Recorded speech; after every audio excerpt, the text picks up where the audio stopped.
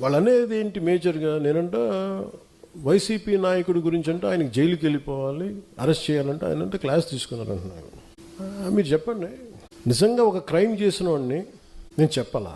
అంటే ఒకటి జైలుకి వెళ్ళిపోయి ఒకళ్ళకి ఏదైనా అయిపోతే దానివల్ల జనసేన ఎదుగుతాడు, పవన్ కళ్యాణ్ ఎదుగుతాడు. అంత దిగజారుడు మైండ్ సెట్ ఉంది. అసలు దానికోసం పాలిటిక్స్కి వస్తాం? అసలు మీరు పాలిటిక్స్లో మీరు ఎంపీ ఇలాంటి వాళ్ళు ఎవరు పాలిటిక్స్లో లేనప్పుడు కదా నేను వచ్చి రోడ్డు మీదకి వచ్చి ఆ రోజున వైఎస్ రాజశేఖర రెడ్డి గారు ముఖ్యమంత్రిగా ఉన్నప్పుడు కదా నేను నా తుపాకీని సరెండర్ చేసి కదా నేను పాలిటిక్స్కి వచ్చింది. ఏం మాట్లాడతారు మీరు? ఎంత తెగింపు ఉంటే వస్తాం, ఎంత తెగించే గుణం అంటే వస్తాం పాలిటిక్స్కి. అలాంటి నేను కూర్చోబెట్టంటే వైసీపీ నాయకుడు అంటే ఆయన జైలుకి వెళ్ళాలని చెప్పానని ఈయన ఊహించుకొని చెప్తారు. అదో పెద్ద న్యూస్ అది. మరి మీరు అందరికీ కళ్ళకి ఏం కనిపించట్లేదండి? మీ అందరికీ సమస్యలు కనిపించట్లా? ఎంతసేపు వైసీపీ నాయకుడు జైలును ఇవేనా?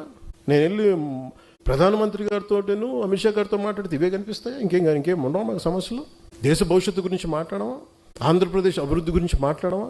కూర్చోబెట్టి వీళ్ళని జైల్లో పెట్టండి, వాళ్ళని జైల్లో తీయండి, వీళ్ళ నడుంకి బెల్ట్ కట్టేయండి, వాళ్ళ గురుసులు ఇవే చెప్తాం చెన్నాలి.